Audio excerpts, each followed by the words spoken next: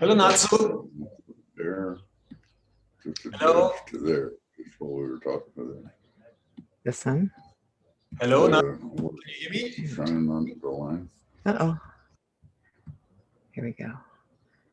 Okay. Stumm, Oliver? Hello, Natsu. Hi, how are you? Fine, how are you? They're recording? Yeah, it says recording anyway. Let's see. Okay. Can you see more? Hello, Ward. Morning, Marcus. Well, I guess it's not morning for you, but Not nonetheless, morning, but morning for you. And blue heaven and good temperature, I think. well, it was in the mid 90s where I was sitting yesterday. A little warm for my taste these days. I'm getting old. What this means in degrees Celsius? Maybe. It's not that hot yet. Okay. No, no, Not hot yet. 90 in Celsius. 90. Upper 30s, maybe 40, I don't know. Okay, good. All right, can you see them? Okay? I can see him just fine. No, here. And you can be here very good? Yes. Yes. Okay, good. We wait some minutes. Sure. Thank you. Do you want to try? Let me see. No, No, okay. no, I don't, because the less technology I have to deal with, the better we all are off. Better off we all are is what I'm trying to say. Okay. But I do think I'm going to try moving this a little closer to me. Okay, is that okay? For us, it's okay. Okay. You may get background noise because I am outside. Every once in a while, the police decide to run around the block. Okay. There's sirens going and Okay. okay, Is it a dangerous area where you live? not No. especially. Not. Actually, it's very safe, but there are also, it's also near an Air Well. Force base, so sometimes the planes go overhead. But there's not been much of that so Yeah. far this trip. It was almost continuous the last time we were here, fighter jets coming in over the house. Okay. But if that happens, we will take a brief Little break. intermission. Yeah. Okay.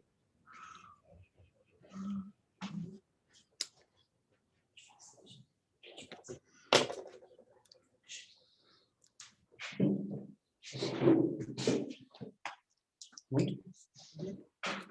Starten wir? Ja, tschüss. Wie spät haben wir es denn? Wir haben noch 3 Minuten. We wait some minutes for. I'm in no hurry. We will wait some minutes. You look nervous, Marcos. I look nervous. Maybe I'm a little bit nervous, Oh, but maybe I no. will be. I will inhale some fresh air and then I'm relaxed. There you go.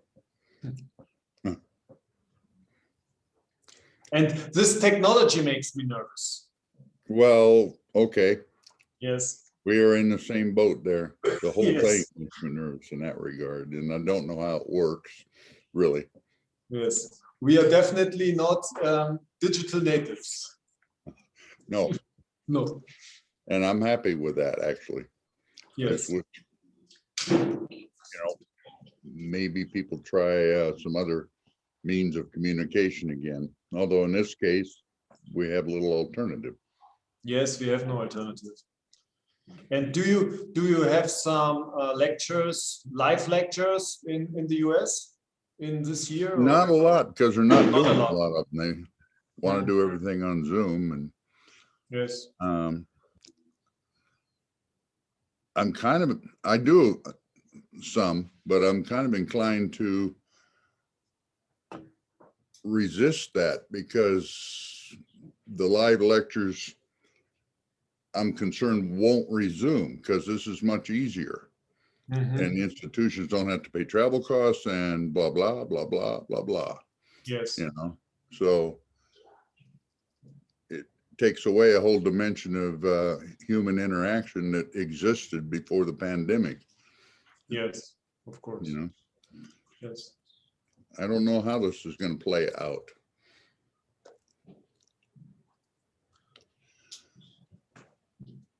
But Okay. enough to make me nervous.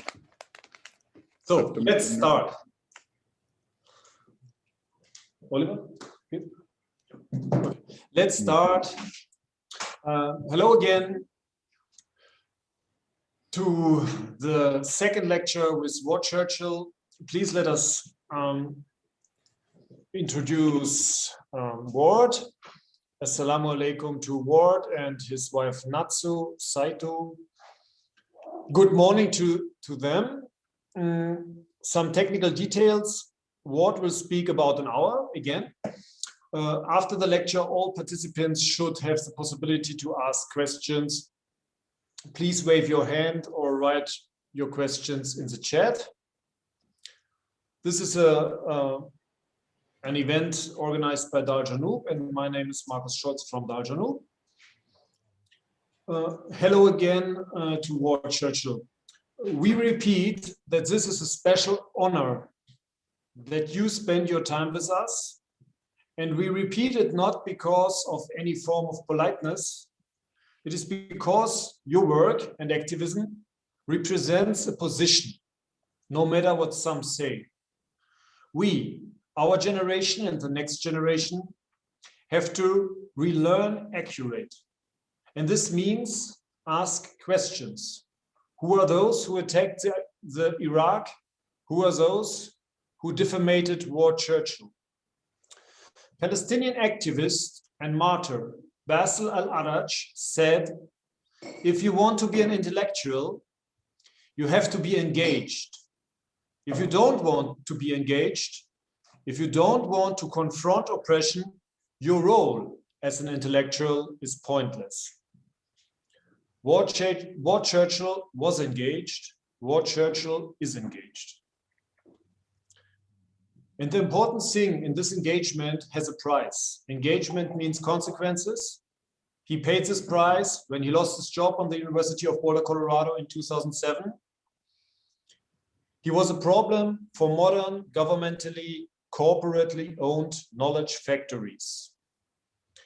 We won't say again that Ward Churchill is our professor, a professor in the sense of Gramsci's organic intellectual, an intellectual worker for the people, not for the institutions. In his academic and activist life, Ward Churchill published tons of books, papers, articles. In these publications, we can find a lot of work with and discuss, but one thing we could not find: abstract, isolated, distanced, sterile, hyper intellectuality. No technocrat style. This is the topic of today.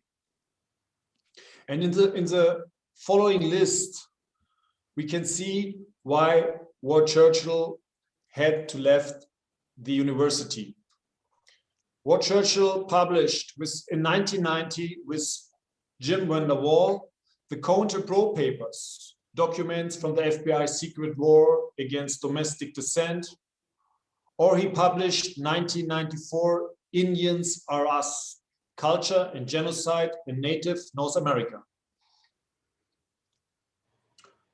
1998, A Little Matter of Genocide, or he published 2003 an important essay on the justice of roosting chickens, reflection on the consequences of US imperial arrogance and criminality.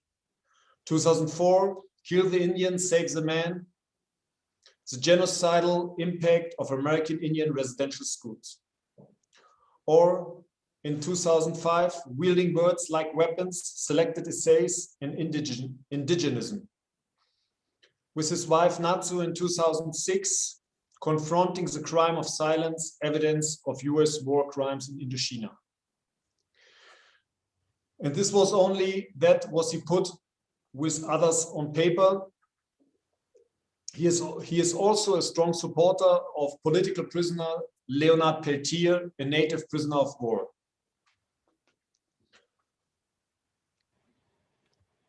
In the following lecture, War Churchill questions our responsibility and possible complicity as citizens of the global north in the war, genocide, and exploitation. How does this global, total hegemony of the global north succeed over resources, military, political, and economic control?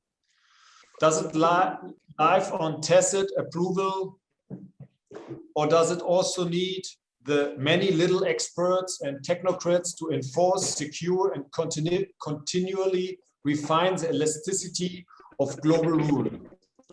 What role do we, as citizens of the global north, play in the systemic global relationship of violence? What value has the life of an innocent victim in the global north?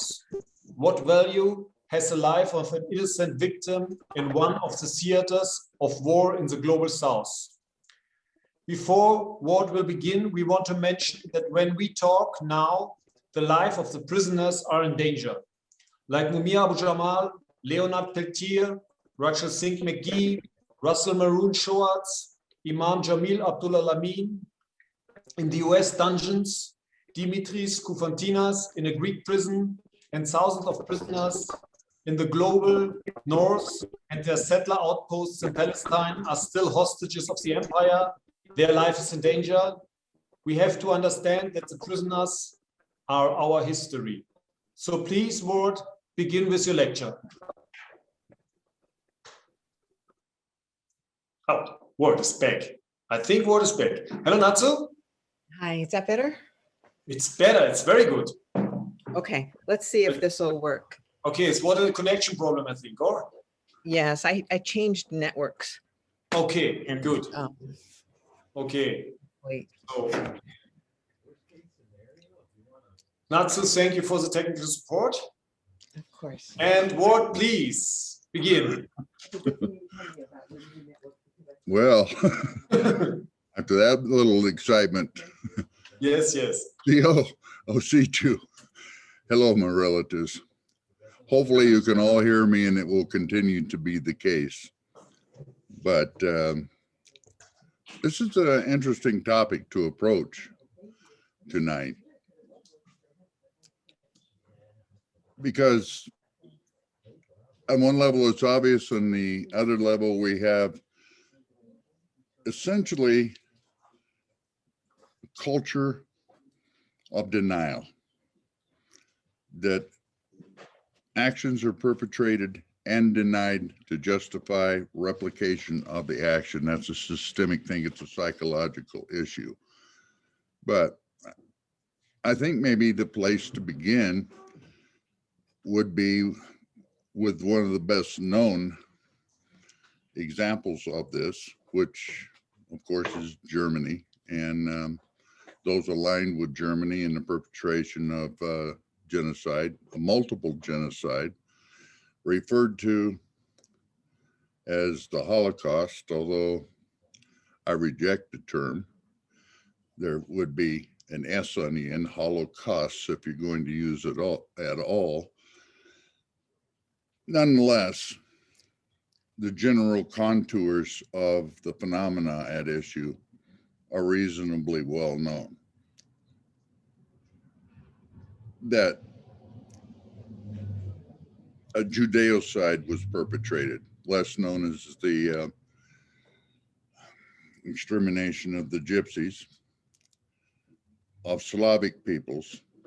There was actually a plan enunciated, the hunger plan, to systematically starve to death 1/3 of the, Soviet population, shall we call it at this point, but everything east of the Volga and probably east of the Ural River, 1/3 were to be reduced to extinction by starvation, 1/3 to be expelled beyond the Ural Mountains into what's usually referred to as Siberia. 1/3 of the population at the time the German invasion began to status of slave labor to be maintained under conditions that would lead to rapid death rate, birth rates deliberately suppressed so that they too would pass into oblivion within a foreseeable future. So you're really looking at whether by direct extermination methods or what the imposition of what Raphael Lemkin, the guy who coined the term genocide in first place in 1944, he referred to them as slow death measures, which is deliberate deprivation of adequate health care, shelter, nutrients, and hunger plan, as I mentioned, and that's actually what it was referred to as. That's the title the Germans referred to it as, and so on, that over a finite period of time, these people would go out of existence altogether. So you'd have some survivors out in Siberia, and you'd have basically within a generation, 2 generations at most, have cleared the area desired by the Germans of its resident population, opening up those areas desired for occupation by the Germans into German settlement areas. And that's a term that we were really focused on towards the end of the talk last week. And that came down to settlers, nice benign term. Germans had units that they referred to as pioneers, another innocuous sounding term. Actually, it sounds, the way it's been framed, kind of affirmative and progressive and so on. When what you have is the liquidation of the indigenous population and the replacement with the self-styled superior breeding stock. All that was going on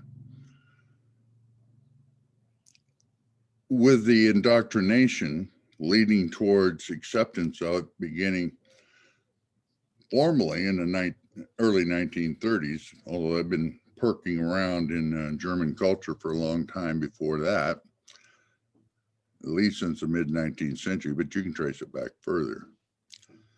And am I speaking at a rate that people can readily understand me? I suppose is the germane question right about now. My rate of speech okay for, yeah, because I know you're not primarily English speakers. So.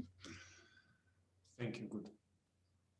Funny thing, Germany lost the war, as we all know. And those aligned with Germany also lost the war. And that means, among other things, in the East in particular, those who were in the process of being liquidated, and about 30 million people died in that theater, as they called it, as a result of German aggression, systematic extermination, and so on. Nobody knew about it. It had been going on, but nobody knew. I didn't know. I didn't know the notion of the good German, which leads me to a very important and, for I think obvious reasons, largely ignored book that came out from a German philosopher, Karl Jaspers, not that long after the end of the war. It's published in English under the title, The Question of German Guilt. Now, he interrogates that notion, I didn't know, at considerable length. And you end up with the fact that Hitler was overwhelmingly popular. Nazi policies were overwhelmingly popular. People were concerned because of the experience of the First World War about overreach, military stalemate, trench warfare, the cost and consequence of aggression, except that didn't happen. Germany famously overran the bulk of the continent of Europe in rapid time. Hitler was fabulously popular. Oh, this and that and the other thing. There was disgruntlement, but overall he was embraced right up to the first winter at Moscow. Generally, the analysis is that it took Stalingrad before sentiment began to change against Hitler, against the Nazis. The people began really seriously proposing the idea of making some kind of peace, negotiating peace with Stalin, negotiating with the Western Allies, whatever. But really, I think probably Moscow, when you had a couple 100,000 German fatalities from frostbite, and the Wehrmacht suffered its first major defeat. And there really wasn't another major victory thereafter. It appeared there might be during the following summer, and Stalingrad results from that. And about the time Stalingrad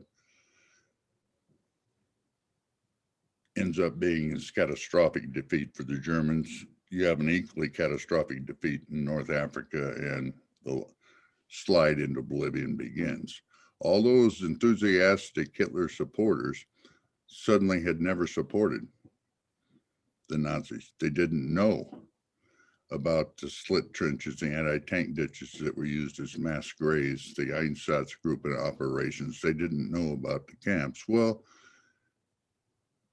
excuse me, but there were crude methods of extermination being applied at the time, and what was going on in Eastern Europe was ubiquitous. Not just the Einsatz group and operations, but the methods of warfare, and that was part of the general orders were articulated. Troops came home on leave. They were not silent. The troops themselves knew what they were participating in, so they had the knowledge and they imparted it. If you were in any proximity to any of the over 1,000 camps that were being maintained for various categories of German prisoners, you could in all likelihood smell what was going on. It's hideous. It was known. There were resistance groups, small, few, and far between, but put the information out. There was Allied propaganda, which of course was propaganda, but nonetheless was not entirely false, at least enough to raise questions. And the questions were being raised in Germany right up to the point where consequences became due. And what Jaspers concluded was that German society maintained a pervasive guilt based upon the acceptance of the absolutely, morally, ethically, legally, any other term you want to apply, unacceptable practices, goals and ambitions, sense of national pride and all the rest of it that were bound up. You know, the guilt inheres in that enthusiastic embrace of the mentality, the devaluation of other human beings outside one's own society, outside one's own community, outside one's own family and individual position of status, privilege, whatever. That is personal, it is collective, and it is pervasive of the society. That Germany, as a society, as a state of mind, those who had aligned with Germany as well, and we are talking here a goodly number of Ukrainians, Austrians, Lithuanians, Latvians, Estonians, Finns, of course, some of the Italians, and so on, insofar as they embraced it, supported it, participated, even in the most sterile seeming technical capacity in making the machinery by which this project was undertaken. You share in the guilt and you have an obligation. Well, your first obligation was non-participation and resistance, but that having failed that in the aftermath, you know, an attempted reparation of some sort, but also a moral accounting, a self-assessment, and a consequent fundamental alteration of the social order and values that had produced this sort of result. Okay, well, his student, or one of his students, he had more than one of Jasper's students, Hannah Arendt, famously then follows on with Eichmann in Jerusalem, where she did two things that remain, the way they put it in academia, is controversial. Okay, the first is that Eichmann, the so-called architect of the Holocaust, which he was not, and by Holocaust, there was specifically a framing of the genocide as Judeocide. Everybody else was pretty much excluded from the conversation there, because what it was that Eichmann had done was administer to the identification, rounding up, and transportation of the Jewish populations of occupied countries, territories, to the extermination centers, primarily in Poland, but occasionally in Ukraine and other locations as well. All right. He was a logistician. He was a technocrat. He was a bureaucrat. He had some passable legal competency, I suppose, in a particular area having to do with the transfer of the Jews. He also was responsible for the logistics of ensuring that little things like the shipments of gas arrived in a timely fashion at the camps so that the process could be maintained at maximal efficiency. You know, you got Jews arriving, you got gas arriving, you got other material arriving to make that process run. And it was pointed out, you know, that he was such a fervent Nazi that, and Nazism was such a lunatic ideology that it departed even from the irrationality of the racial view that galvanized the process into self-destructive measures. You had rolling stock from German trains that were being diverted into the transport of Jews at a time when they were desperately needed to transfer troops from one area of operation to another, when there was a desperate need for rolling stock to transport munitions and equipment to the battle zones and so forth. Priority was being given to the transportation of Jews for extermination, which, you know, plays into the German defeat in a way. You know, military necessity was being overridden by this racial exterminatory fervor. All right. So, you know, in Arendt's own telling, she went to Jerusalem because Eichmann had been located in Argentina. He had essentially been kidnapped by the Mossad, taken to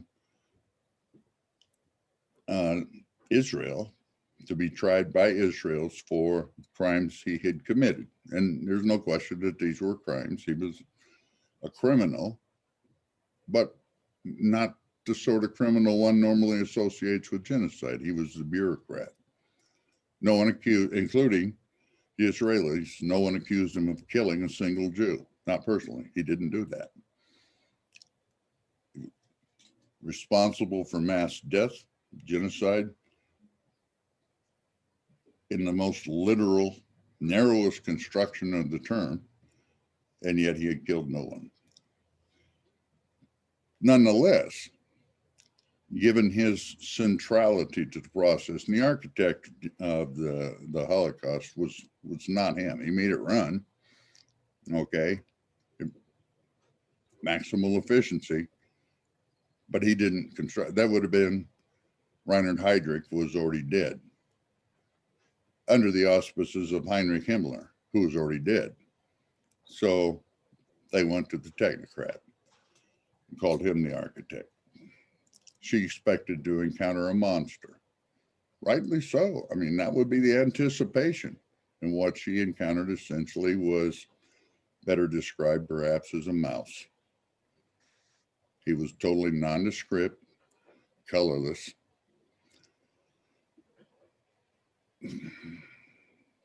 Not at all what she anticipated, which then gives rise on her part in analysis of the banality of evil.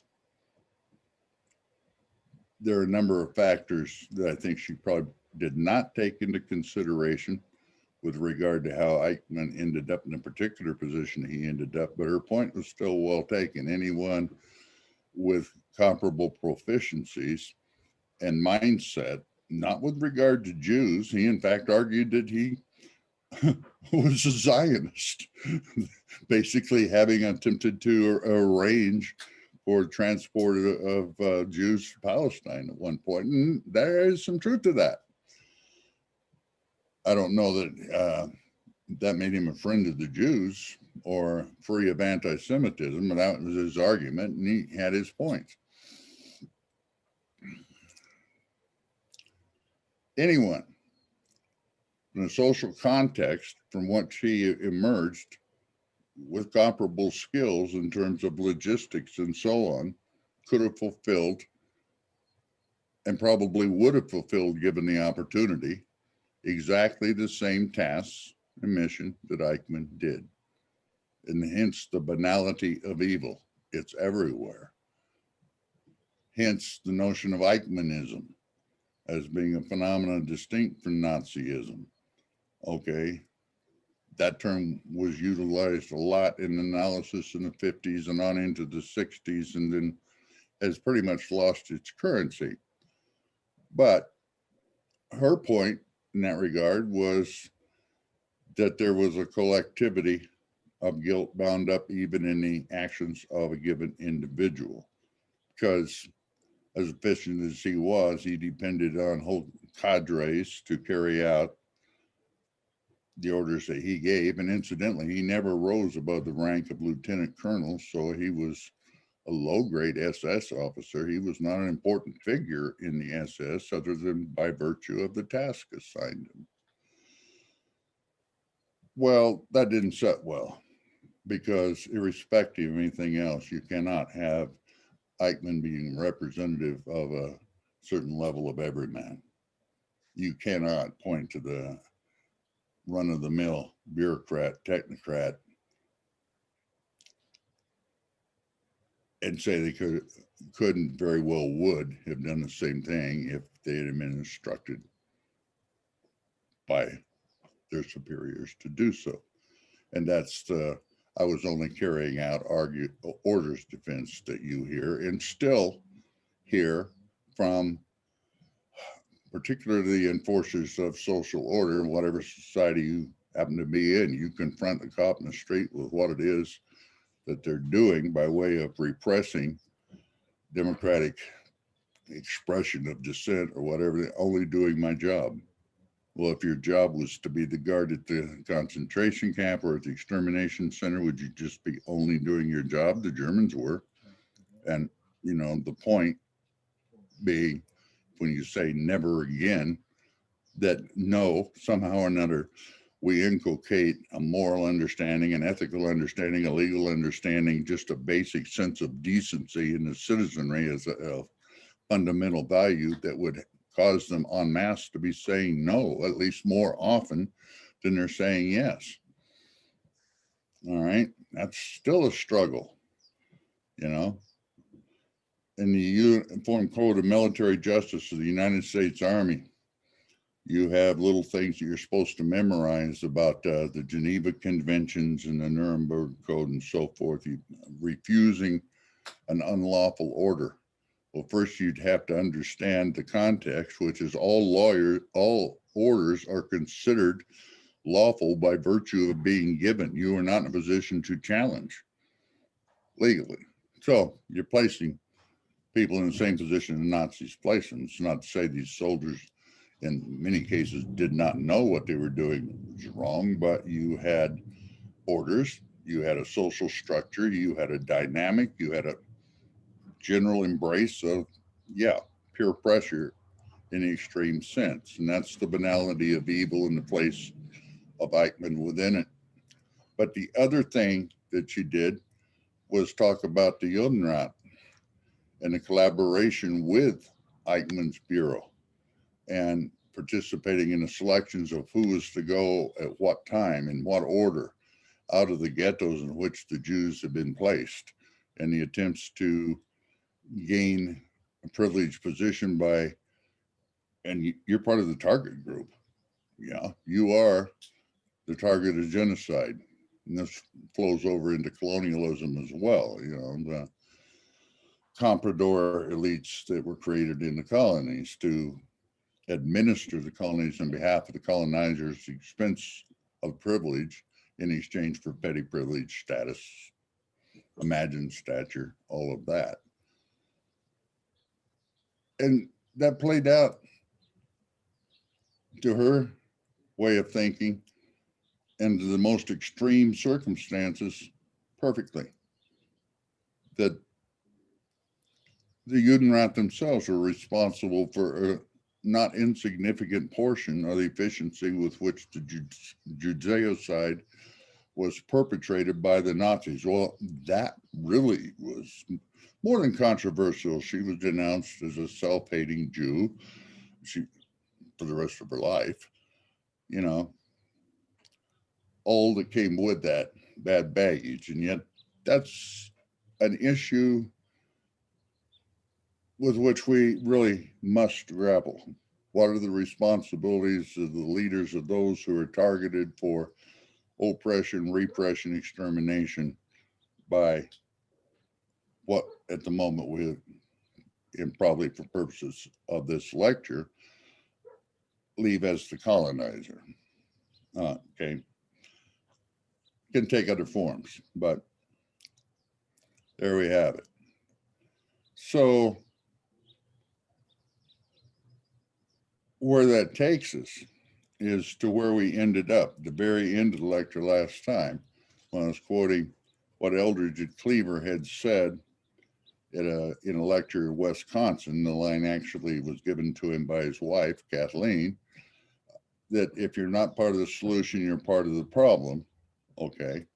And the notion that there are no spectators in a revolution. Well, there are no spectators in a genocide either. You're either actively opposing it and incurring the risk that comes along with opposition and the consequences one supposes, or you are just as actively participating in it.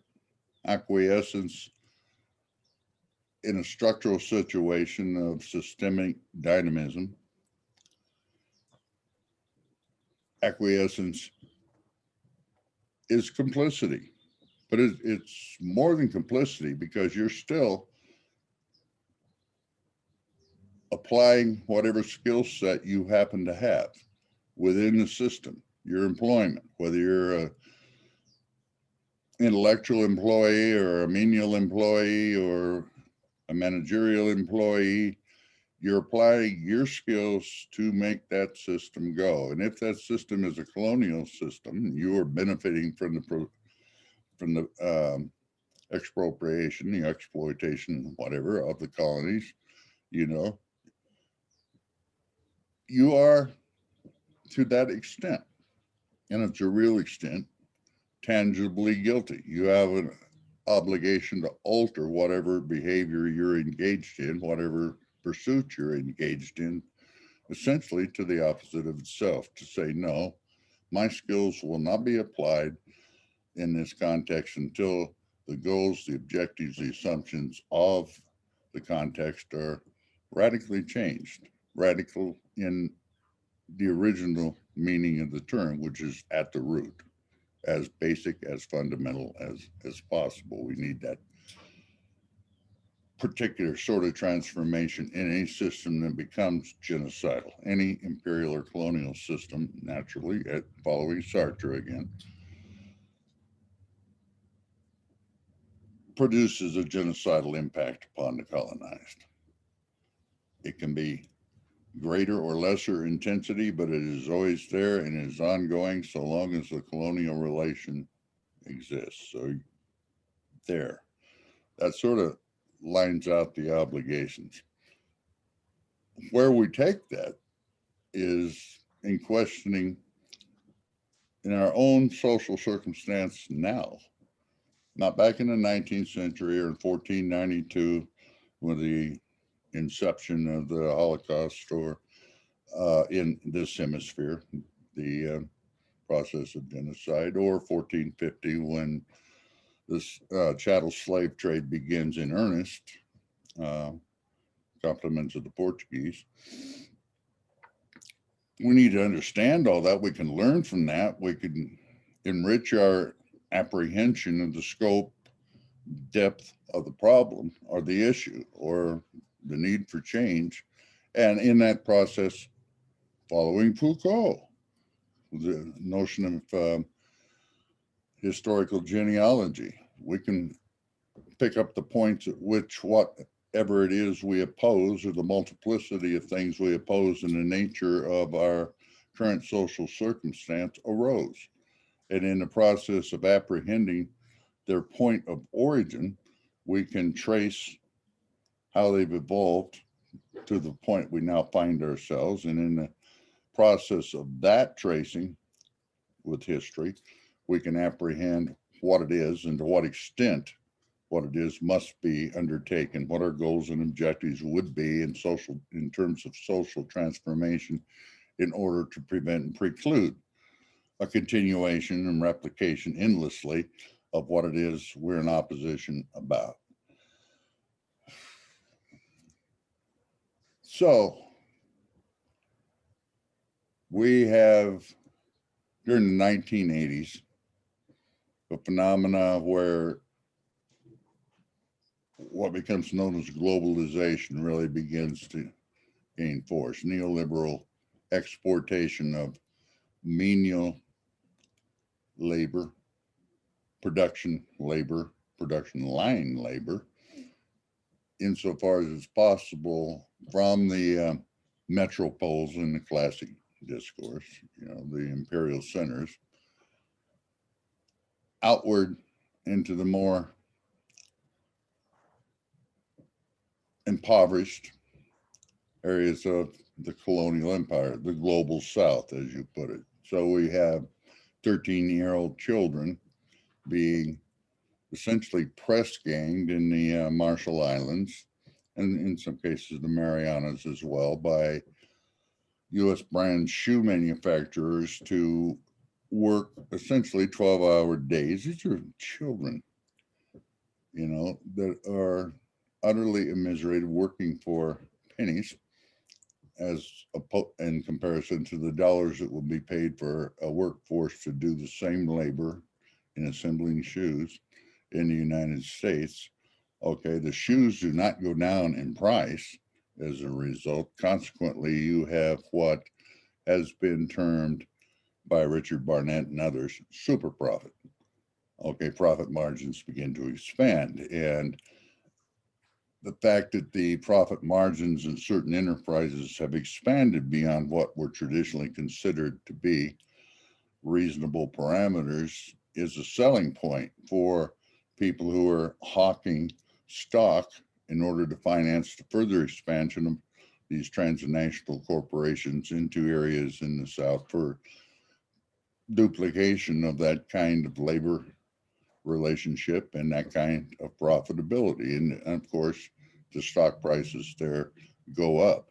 And of course, as the stock prices go up and the sales intensify, and these are hot items, the people who are doing the selling are collecting commissions. So they're enthusiastically embracing the entire process. They are not running the factory. They're not running the shoe company. Okay. They're not press ganging the children. They're not truncating the lifespans of those children as a result while immiserating their lives. They're not doing anything except stock transactions in places like, oh, I don't know, let's say the World Trade Center in New York City, which I personally referred to the people who were concentrated there. The businesses, entities that were concentrated there, the stockbrokers, the financial, you had a transnational financial firm that was not very large, but it was the only one in the world that performed the sorts of really complex financial interactions that were making the project of globalization and neoliberal expansion go. Okay. Well, this is the technocratic core of empire, as I put it. These are the people at the desk murderers in the discourse of what's usually referred to as Holocaust scholarship. These are the desk murderers, you know, and they're often, by all accounts, good family men, civic-minded in their neighborhoods, which happen to be composed of people like themselves. They're good fathers. They love their wives. They're not philanderers. Of course, you got a younger set, as you did in Germany, which is much more ostentatious. And, you know, I've made $4 million in commissions by the time I'm 25 years old. And I got a loft apartment in Soho in New York that I bought outright and then spent 1.2 million remodeling to suit my extravagant taste. This is a 25-year-old, you know, and it is not somebody who inherited wealth. They're making the wealth out of this. So it's more than acceptance. It's enthusiastic embrace at that level. But more broadly, you've got this whole population that, at least for that period of time, in the 80s and the 90s, were embracing the idea that the United States was some sort of exceptional entity in terms of the status of the white supremacist dimension of it, the privilege to which they were entitled, and so forth, the sheer level of relative wealth which they could expect to enjoy as a natural or divine bestowal at the expense of, well, we don't really care. It's not that those kids chained to the machines in the Marshall Islands or in Singapore or Malaysia or in Indonesia, any of a number of other places in the Southern Hemisphere. It's not that these were not known. The information is readily accessible. It's just they weren't interested in it, other than insofar as it could be translated into profitability and increased benefit to themselves. All right. This is exactly the same situation that Jaspers was describing, that Arendt was describing. How then to instill incentive, motivation, or whatever for a fundamental change in values and outlook? Well, one of them happened on 9/11, I would suppose. All right. These are people who had not all applauded necessarily openly. They may have had their reservations about Bush, before that Clinton, and before that Bush won. Certain of the things they had done and the ways they had done it. I agree with your goals, but not your methods to some extent. That kind of equivocal argument. But nonetheless, were doing their utmost to make the system which were producing these results hum. Yeah. And the first thing that was said, and I watched 9/11 happen in real time.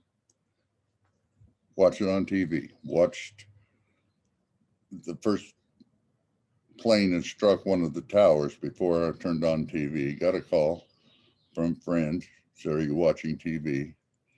And we said no, and said, "Well, turn it on because plane just flew into the World Trade Center." Okay. I thought that was odd. So we turned it on, watched the second plane come in, watched both buildings come down. And it occurred to me, we were flipping back and forth between all three major cable news channels at the time. And we were seeing the same scene as near as I could tell on all three. And you could tell there were different voices that were speaking into the microphones, but they were all saying exactly the same thing, that this was a senseless act, that there were innocent people being killed. They were vastly overstating the number. They were talking about as many as 15,000 as the buildings were still standing, and so on and so on. That did not strike me as accidental. And it strikes me from what I was just saying that it's fundamentally false. I mean, just in common sense terms, you had to understand that since they didn't have any idea really who it was that was in the building, they could not possibly have assessed the guilt or innocence of any given one or group of them. And yet there was no equivocation. These are innocent Americans. Almost, there were a goodly number of them that weren't Americans either, as it turned out, but okay. And there were some people who were innocent in there, but not the preponderance. Okay. When I talk about technocratic core of empire, technocrats do not include the custodial engineers. It does not include the restaurant workers in the restaurants that were inside. I mean, there's no definition of technocrat I know of that could encompass them. It does not really include police or firemen. Certainly does not include passersby on the sidewalk, just out of hand. I need to know a little more about them. Not a 9-year-old child. You know, it didn't take a lot of effort to unpack that one to realize those were not the people I was talking about, or I was talking about, were the people that were making the engines of trade hum. The other target that day was the Pentagon. Well, no way you're going to be able to say that was a non-military target, but a point that I made and will still make, and others have made sense. This is not unique to me. It's not all that complex of thought, is that the trade center, that undertaking, global commerce, for lack of a better term, was exactly what it was. The Pentagon was harnessed to serve. Okay.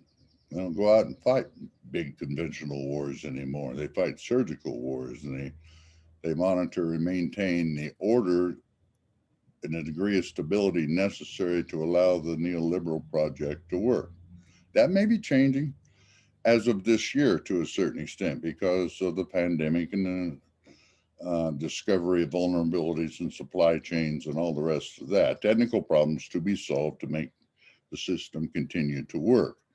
Okay, it's how it's being approached, and people applauding the working of the system, the fact that it can be redeemed.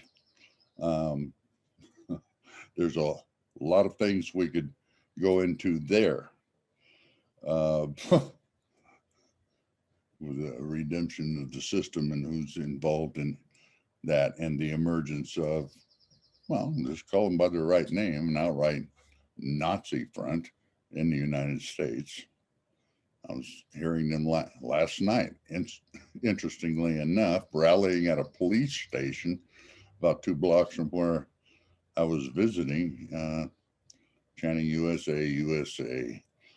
And understand, we're very close to a military base, and so that's one reason they're championing. Okay, it's military projection and freedom to inflict damage on anybody else in sight, which they do by not wearing masks. I mean, it's symbolic of the larger whole. They're talking about their right not to be forced to wear a mask in public. Everybody else's rights to be protected from whatever virus they might be spraying is irrelevant. Well, the costs and consequences of the neoliberal project on the populations of the South, which the impact is not only colonial or neo-colonial, if you prefer, but inherently genocidal, is of no concern to them at all. Their freedom to engage in what they call trade, they don't even understand the process, number one, but nonetheless, they're doing the good German thing of enthusiastically embracing it and insisting on perpetuating it, and will continue to do so until something more consequential than 9/11 happens, I would suppose. In Central Europe, it was the 8th Air Force, I suppose, that ultimately imposed the consequences of what the German project had been, the bombed out cities and all of that, and the tons and tons and tons of ordnance that were dropped on populated areas, that having been declared a war crime by, among others, Franklin Roosevelt prior to U.S. entry into World War II. Well, once it was into it, war crime be damned, you know, they did more of it than the Germans ever had in their wildest dreams, the capacity to do. The RAF with its fire bombings at night, and yes, U.S. 8th Air Force participated in that at Dresden as well. But the Hamburg firestorm that happened 2 years earlier didn't just happen, it was deliberately designed and inflicted. The U.S. was doing that in Japan. A Tokyo fire raid killed more people in a single night than the first nuclear weapon that was detonated. Of course, over the longer term, the nuclear weapon continued to take a toll on the population that the firebombing did not.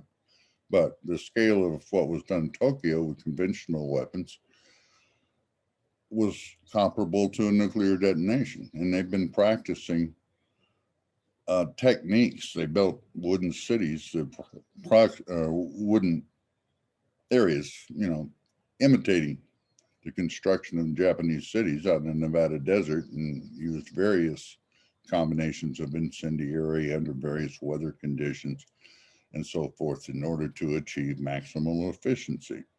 So it's this mentality which arises in the North. It's not that there's never been other or prior empires. I mean, Japan would be one, you could say, except Japan was emulating the West to such an extent that although their sailors didn't speak English, naval commands on the ships were issued in English because they were copying the English model of naval construction and organization to that extent. There's the Han Empire, which is ongoing. And here again, I could say this is non-Western, except there's this little intervention by Mao of taking a very Western, like Eurocentric in the literal sense, the term theory of Karl Marx, and applying it in that particular context. So you have this Westernization, this mentality, which leads to what we barely alluded to at the end of the last lecture, epistemicide, which is destruction of alternative ways of knowing. And a key ingredient of approaching how we end the war against the global South, the colonization and genocidal process that is entailed in that, this imperial adventure which defines Europe,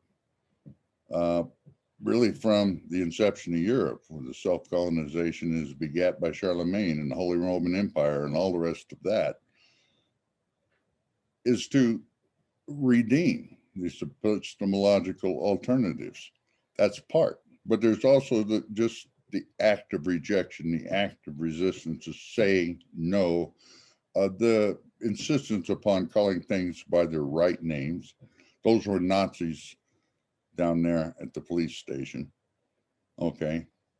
They may not even be sufficiently conversant with the meaning, the reality of Nazism to understand themselves to be that, but they were Nazis last night. They are Nazis today. They are not something else. Genocide is genocide. It's not ethnocide. It's not ethnic cleansing. Those might be forms of genocide. They are. Ethnocide, ultimately Lemkin, for clarification purposes, called it cultural genocide.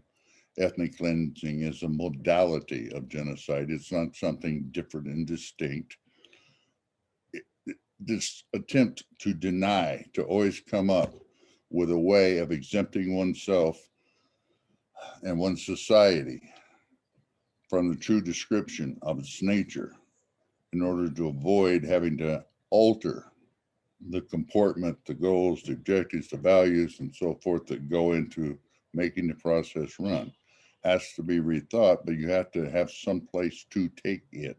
And I suggest that in the process, they destroyed those epistemologies. They made a point of it in the process, usually in the invasive stage of conquest and colonization, but on a longer term as well through what they call education, which is really indoctrination into Western mores so that people could serve functions in the colonial order.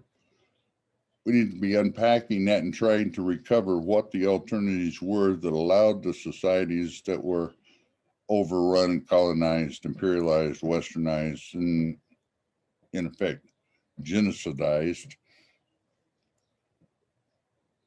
function in a way that did not have that implication, did not have that effect in the world. So it's an epistemological project as well as a physical, moral, self-redeeming or self-reconstructing process. A lot of unlearning to do, a lot of learning to do, but an engagement of what it is that is learned, what is felt, what is known in concrete terms in the real world in an oppositional fashion. At that point, I think maybe I should stop and take questions, because that's pretty much the whole round picture of what I was trying to get to. And hopefully, I tend to speak more rapidly as I go along. Hopefully, my syllabic rate was, for the most part at least, slow enough that people could stay with me. Thank you. Thank you, Ward. It was slow enough. Thank you. Okay. Thank you. Yes, thank you very much for this talk. There are a lot of things we have to think about. Complicity, the culture of denial. Yes, and the terms of exploration of conquer settler areas, and the positive words like pioneers or explorer that you mentioned. And when education becomes indoctrination, and also I think it's very important when we accept the term from a left or from a progressive background or critical background, there are no spectators in the revolution. Also, there are no spectators in genocide. Yes, that we have to recognize our own complicity in the world we live, or arrangements. It's maybe not so hard word, complicity. It's too hard, this word. Arrangement is also not so hard word, but it is a way to live with the reality, to know that there are things happen, and we know that they happen in the global south since hundreds of years. When we look to the Congo, from the Belgian Congo, how today the Congo is one of the most important areas for natural minerals for European, for the global north. Yes, there's some things that I want to say, and maybe we have to create this term, or of Eichmannism. Yes. So, yes, please, to the audience, to the participants, ask questions. Do we have some questions?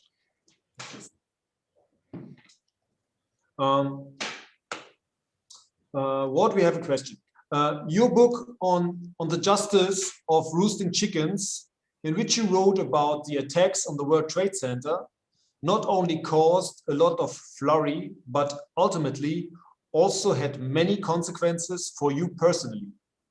As far as we could follow, however, you were not subject to massive sanctions because of the content per se, but instead were fought with completely different flimsy accusations. What advice would you give to young people who may be afraid to pay the price it costs to actively and consistently oppose injustice, to end this complicity, and at least as far as they can, to oppose global hegemony? Oh my. Oh my, big question. It's a question we touched about last week too. Everybody wants to pose a question of what to do. The question to me has always been, what is it you want to be? Who is it you want to be? All right. Yeah, you cannot oppose a genocidal process, an imperial process, a colonizing process, a fascist process, any of those with impunity. That's pretty much the attitude that's taken by the United States, that it can dispense misery, death, carnage, all manner of horror upon virtually the rest of the planet, with certain notable exceptions, and that it is entitled to no consequence, other than perhaps errors made by its own policymakers that cause some relatively minor, and if it will adjust those. But as far as suffering any real consequences to the way it has imposed itself upon the world, and the United States is not alone in this, it's simply preeminent at this historical juncture in that regard. You know, that's kind of the zeitgeist, the spirit, if you will, that pervades this society and has for a long time. That's the core meaning of American exceptionalism. If you're subscribing to that, you understand that who you've decided to be, you know, if you're subscribing to it in knowledge of that fact or set of facts, then you've answered the question. Who you want to be is part of the problem rather than part of the solution. You'll try to claim a bleacher seat of innocence because you're not a member of a special operations team or flying bombing missions or running a prison or whatever, but you're not. You're making it go. You're buying in. You cannot do it with impunity. You cannot enter into meaningful opposition and expect no consequence. You need to expect consequences going in, except that as essentially as they would put it in capitalist world, cost of doing business. And on the scale of things, the price I've paid, it's tangible, and you ran down some of it, but it's relatively minor as compared to many, many, many people I could name. And one that your own group is invited to speak and has spoken to you. I think Dharuba bin Wahad, as one example, spent 19 years in a maximum security prison on a false conviction. Okay. Which is not to say that Deruba, any more than any other colonized person, is some sort of saint and could do no wrong.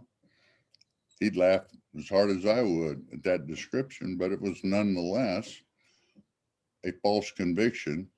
It was undertaken to obtain his neutralization for political reasons. In 19 years, he absorbed it, and you see he continues to do what it was that put him in prison in the first place. There's others. I worked with a guy by the name of Eddie Conley, who was also a Black Panther. 44 years time he did. And he's my age now, so certain of the things he was engaged in 44 years before he came out of prison are things he's no longer physically capable of doing. Okay, but in terms of active opposition and incurring risk, he came out of prison doing exactly what it was that he was doing that caused him to target him for elimination in the first place. There's no question who he wanted to be, who he saw himself as being, and that he matched his actions, his comportment, the way he lived his life, consistent with that self-concept. So I think in an individuated sense, answering that question in real terms, not rhetorical, but which side of this are you on? And one wants to maintain more than anything else. I mean, it's not that you don't want other things, but more than anything else, you want to maintain position of relative privilege and so forth, a university position or whatever. No, if that is your ultimate value, then I'm going to be in opposition to you because you're part of the process of perpetuating what it is that I oppose systemically. That's the best answer that I can give to a young person posing that question. Is it's an honest answer. It's the best I see it and how I've tried to live my life since I was probably as young or younger than the person who posed the question or who they were referring to when they posed the question.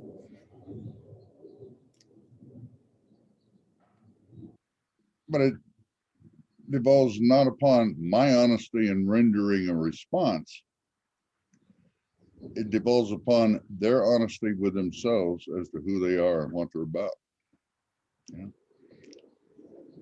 And I suppose I could acknowledge before ending this particular answer that even if you make what I would view as a wrong choice and choose to make your contributions, whether they be monetary or you go down one night a month and lick stamps and envelopes for mass mailings. I guess you don't do that much anymore in this electronic age, but you know, whatever the figurative equivalent would be today.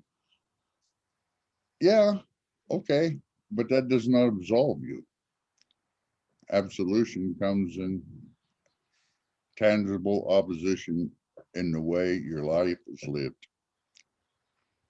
Yeah. So that's really about the best I can do with that question. Thank you. I Mhm. think the answer will follow us the next time for when we have activities, and it's not so simple to realize this, but we will discuss it serious inside Dar Janu. Thank you. We have another question. Unlike perhaps in the 1970s and 1980s, when there was still something like an internationalist left and the anti-colonial liberation movements gave orientation to people in the global north, there is great confusion today. Countless wars and armed conflicts, asymmetrical warfare, and apparently lack of perspective, a lack of utopia, a lack of theory that accompanies practice make activists find it difficult to take sides. What would you advise? Which principles can activists today orient themselves to? Well, my orientation has long been to the indigenous peoples and the struggles they mount in varying areas, okay, and their articulation of need, what their priorities, their agenda happens to be in supporting that. That's not infallible.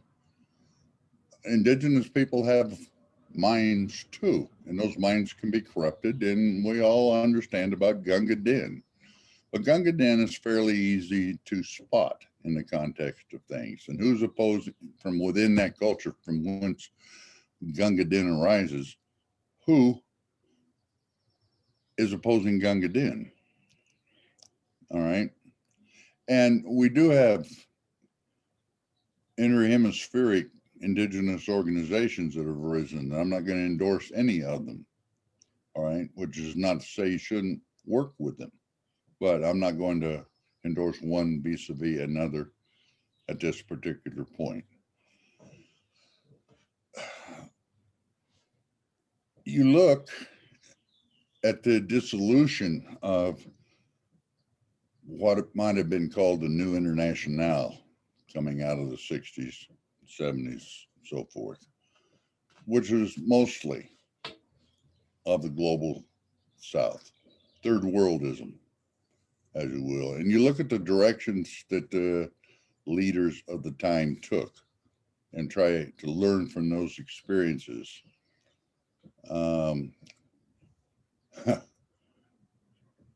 You'll find, I think,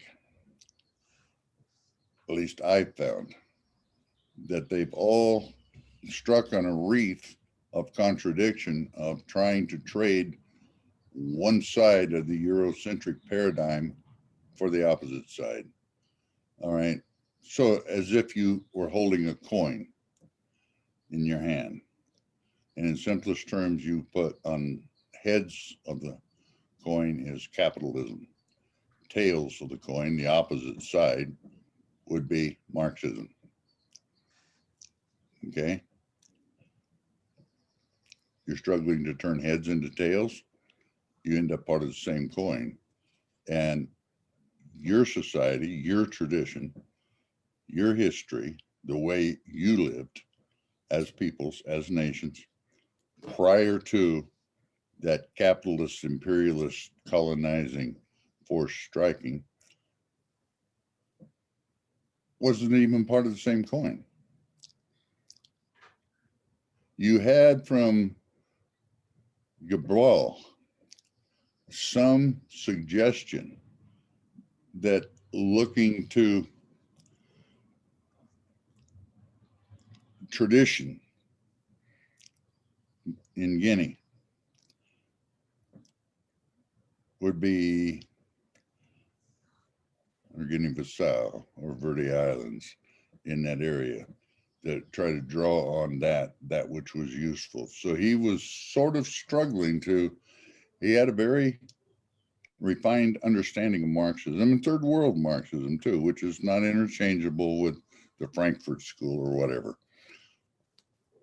But he was casting about to try to figure out how to incorporate his own or his people's own traditions into the paradigm that would be emerging from the revolutionary ejection of Portugal and Portuguese dominion. He was assassinated before whatever that project would have turned out to be consummated. Okay. You could look at Tanzania and the Arusha Declaration and some of what was attempted as a result of that. Still, it's a socialist paradigm, which finally even Walter Rodney was strongly Marxist, and Nyeri was not, but even Rodney admitted, well, this is in fact socialism of a form, and trying to incorporate traditional modes of agriculture and so forth into a level of self-sufficiency that would allow for other things. Again, failed, but partly for internal factors, but partly as a result of external pressure being applied to it. You know, kind of in its way similar to Cuba. They talk about the failure of the Cuban economy. You know, after a couple generations of U.S. imposed boycott, even with Soviet assistance, it's amazing that they were able to accomplish what they accomplished, and are still independent of the U.S., at least in a direct sense. You could look to Thomas Sankara, and actually he's my exemplar of someone who tried to do it another way in Burkina Faso. You know, managed to, in a very short period of time, with an absolutely devastated economy and with a principle of refusing IMF or World Bank assistance in order not to be subjugated by them, managed to greatly improve the education system, but more importantly, in some respects, managed to assemble a healthcare system that was serving the entire population and plant 10 million trees in the Sahel. That's a statement, you know, trying to deal with the environmental ravages that were incipient, and he saw it, you know. So in a period of 5 years or less, managed to accomplish all of that. He described himself as a Marxist, but in practice, I can't find much of the formulaic sorts of impositions that I see in Marxian states. And so the dissolution of the International was, to my mind, a part of this epistemicide of nullifying one's own tradition to buy into a particular variant of someone else's tradition that someone else has announced itself superior to your own. You're starting to sound familiar? That didn't work out so well, particularly when the original state or empire, if you want to look at it, because the parameters of the Soviet Union replicated that of the Romanov Empire, you know, and they fought a whole series of wars in the 1920s to ensure that that would be the case. So the Soviet Empire's dissolution in 1990, circa 1990, really left all of those Marxian-oriented third world states, the liberatory states, in an untenable position. And of course, the neoliberals came in, and there you have it. That's where we find ourselves today. Where are we going to look for an alternative to, I mean, we can't stick with that. The alternative to me goes to learning from the mistakes that were made in the decolonization. Again, we were talking about this last week, the decolonization of Africa, for example, and trying to overcome the epistemicide and recover traditions and allow for a different ordering of relations between peoples and peoples in the environment and all the rest of that.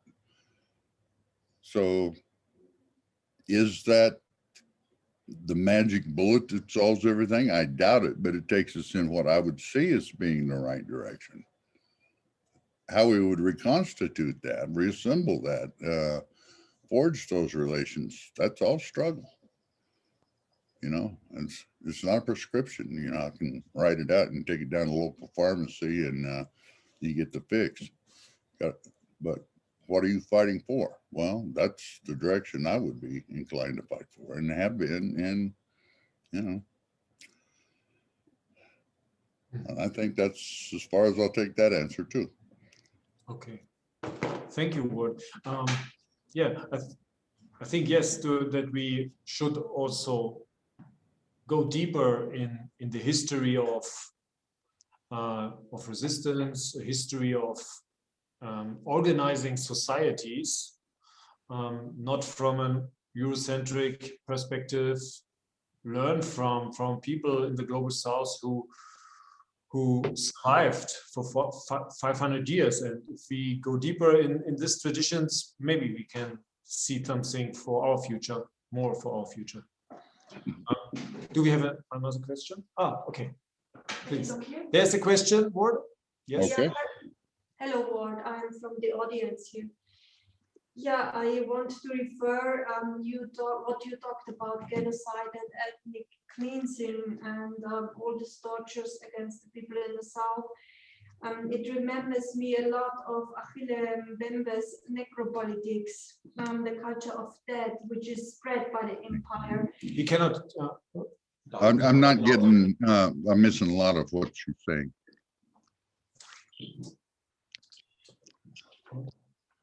So, Ward, you hear me now? Better, No? Okay, better. better. I should repeat everything?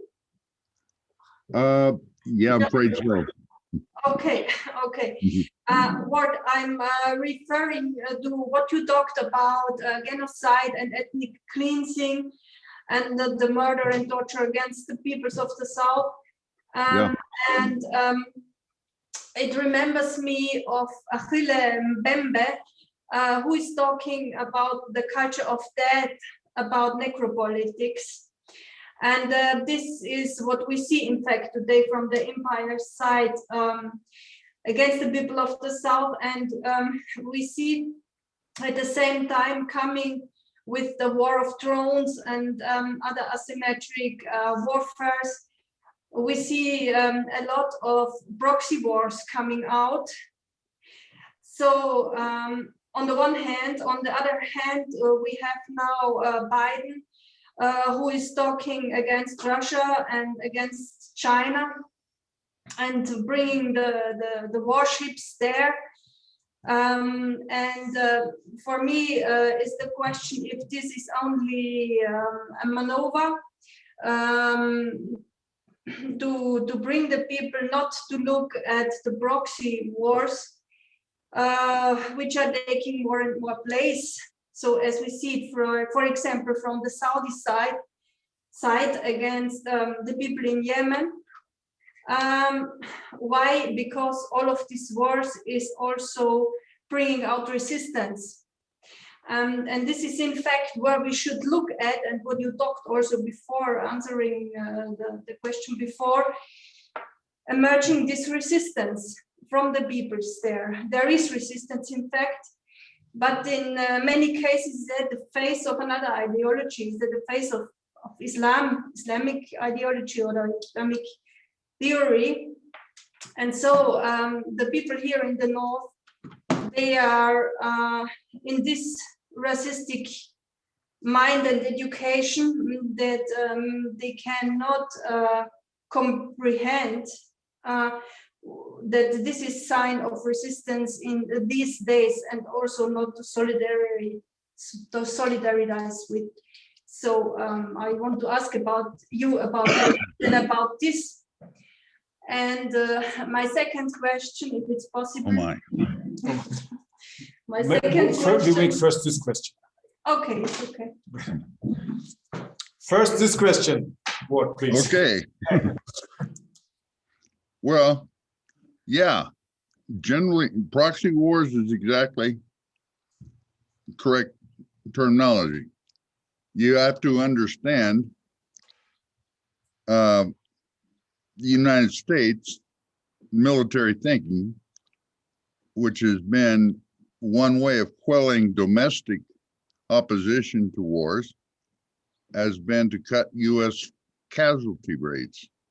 I mean, the major opposition to the war in Vietnam arose as a result of conscription, the draft, on the one hand, and these conscripts being sent to Southeast Asia, and the fact that the United States was losing a lot, relatively speaking, of troops in the process. You had a lot of dead U.S. soldiers, 50, 60,000 ultimately, as opposed to 4 million Indo-Chinese, which you don't hear often. They speak a lot about, you know, how many U.S. servicemen, and that's the way it's usually framed, although there were a few women who were killed in that process as well. You know, the cost of Vietnam and the aftershocks and the torture and all the rest of that. But that's been an issue all along with U.S. warfighting. U.S. has been looking for the super weapon in a way ever since the beginning of the 20th century. Bruce Franklin did a good book on that called War Stars. He was going super weapon the way they were looking at it really into the 1980s, like nuclear weapons that you could use to just devastate a major opponent and prevail in conventional war terms. They figured it out now. You're not going to have probably a major conventional war. So you're going to have all these brush fire wars. And one response to that is the super weapon as a drone. Drone warfare is the U.S. participation. Also, you know, fighter jets and so forth, but putting only special operations personnel on the ground and keeping the U.S. casualty rates way, way, way, way down. You don't get much opposition as a result of that. And special forces have always had the mission of training what they call indigenous personnel, which doesn't usually work out too well, but the idea is that you assemble national armies and militia units into armies and so forth, and they do the heavy fighting. The U.S. provides expertise, technical advantage, munitions, firepower. They provide air support, sometimes artillery support, depends on where it's located. They actually put World War II battleships back into service in a couple of the Gulf War, Gulf One, for example, in order to fire really heavy artillery at aimed targets close to the coast. So they could command up about 30 miles of coastal area with naval gunfire without having to put any boots on the ground, as they refer to that, introduction of actual combat troops. You could do that, and then you can use air power to extend the reach. You can use cruise missiles. You can do all sorts of things short of this cataclysmic weapon. So super weapons are in these high-tech weapons that can do what they refer to as surgical strikes in support. You really can't replace infantrymen going from door to door, house to house when you're fighting, but the infantrymen are supposed to be from these puppet governments that are set up around the world. She's right. If you look at that process, you know, fighting the proxy wars, supporting one side or another in those, actually you probably have to do that, but the center of it, the crux of the biscuit, as Frank Zappa would once have put it, is right here. And it says same five-sided building and the proliferation of technologies that it engenders and plants in military compounds and about, I don't know, 80, 90 countries at least with rapid reaction forces or whatever, and then the mobile strike forces and the fleets. So if you want to end the proxy wars, if you want to end that process, you don't look at where they're being fought, you look at where they originate, in the sense that they're instigated and maintained, and that's right here. In some cases, it may be in Great Britain, UK, but usually not lately. And in some cases, it could be France, but that's with the understanding of the US. I mean, stuff in the Sahel is mainly a French enterprise, although US ground forces and others have been and drones involved all along. They're actually talking about withdrawing some of the U.S. operations personnel because you had a special forces team get ambushed and killed, and that caused a lot of turmoil. Now you reckon up massive body counts there in the areas where these wars are being fought, but you got a U.S. Special Forces team. What is that? 10 men, and they suffered 6 or 7 fatal casualties. 6 or 7 Americans. That's cost prohibitive.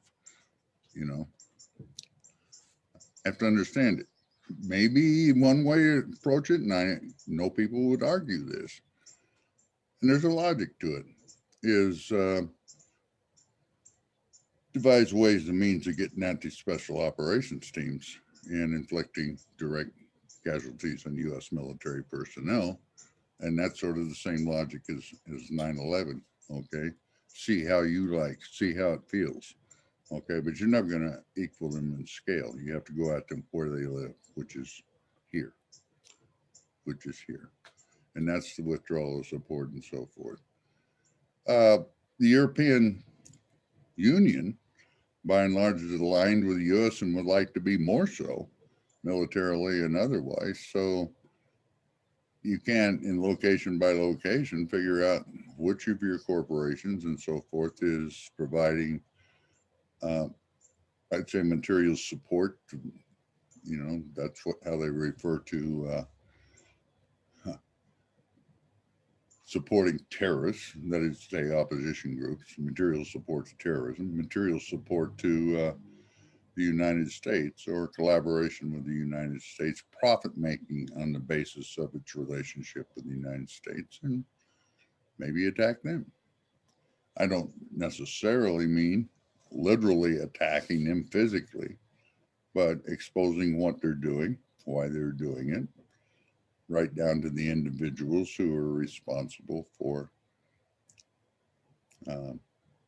this aspect of their operations, that aspect of their operations.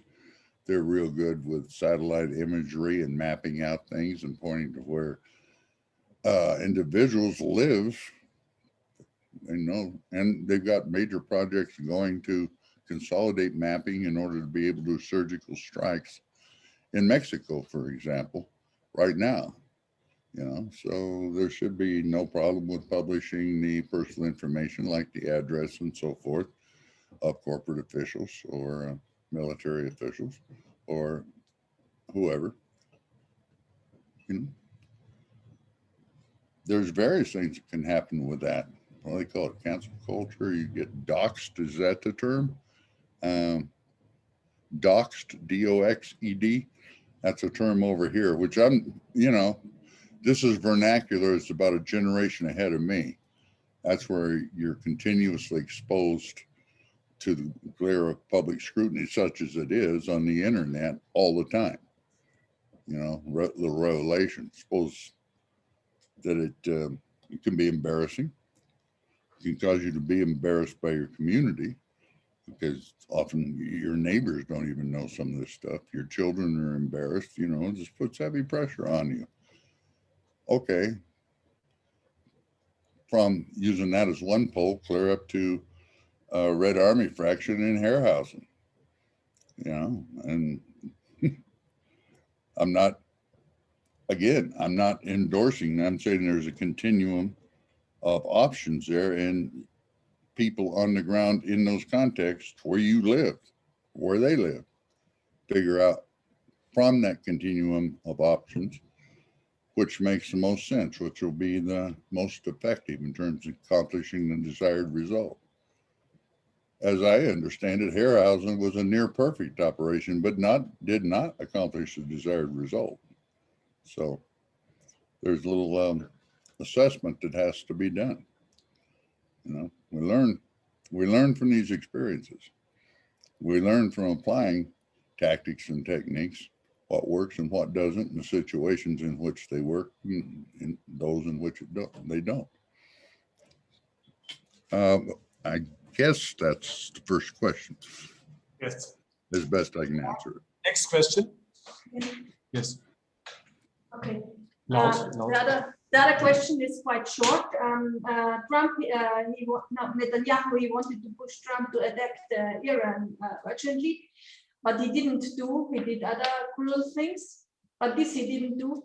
So Biden, he will also not do that. Or what do you think about this Israeli pushing always against Iran? Do you think what you think for the future? They will succeed with this, or there is no chance for them to come through with this war?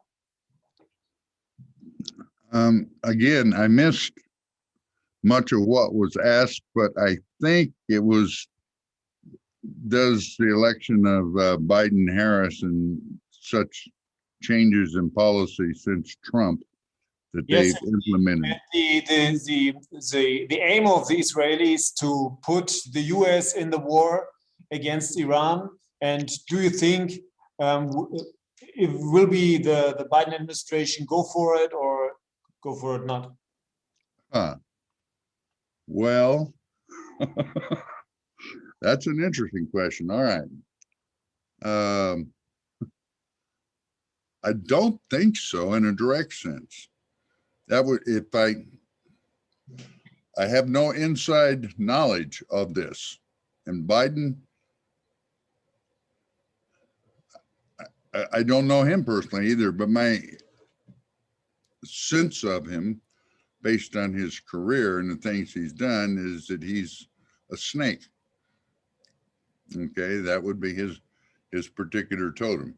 He sort of manages to slither around things, continuously appearing to change course, and in fact has changed course, you know. I guess the question there would a war, direct military engagement with Iran be popular, and with whom would it be popular in the United States? I don't know that he has a firm principle on it, but I take it that his sense is there's a sort of fatigue with military deployment and combat zones, and it would be ill-served to open up another major one when the proxy wars are another issue, you know. And I'm not entirely sure what his policy will be with regard to Israel itself. It appears that he might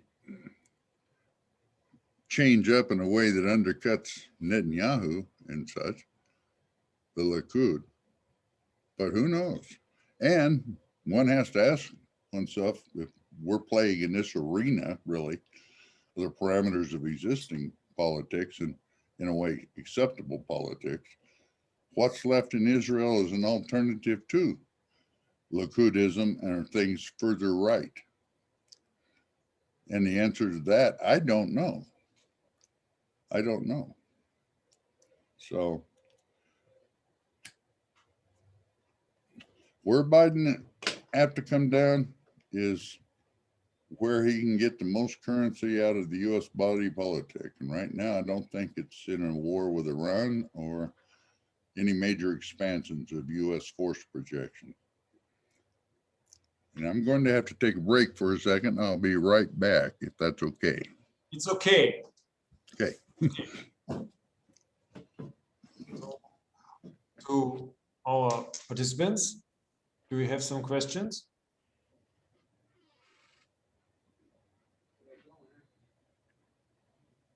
What will be back soon?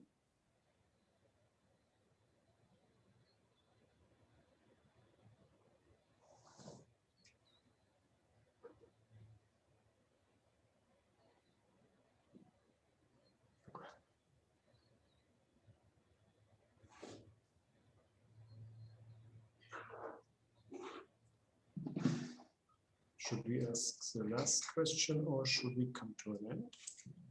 Okay, good. So if what is back, we will come to an end.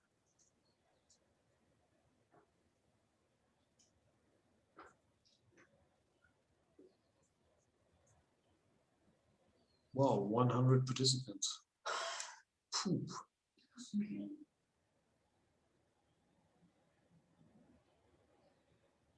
And what? Said some interesting things. So the last question was very, the last answer was very interesting.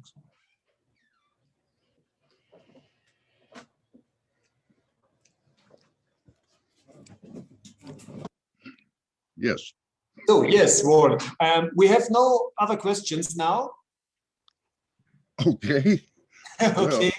So we will say thank you to you and Natsu for this possibility. And we took all the impressions and statements from you to our work. And we hope we see us again in which media, we don't know. Yes, and maybe we can continue the discussion in a next lecture. So Ward and Natsu, thank you so much for your time, and we appreciate this. And goodbye to you, all the best. And to all the participants, thank you for being with us.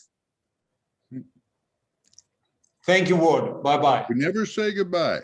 Never say goodbye. See you later. Never say goodbye. I'll see you down the road. See you down the road. Yes. Thank you. Okay. Bye-bye. Bye-bye. Bye-bye.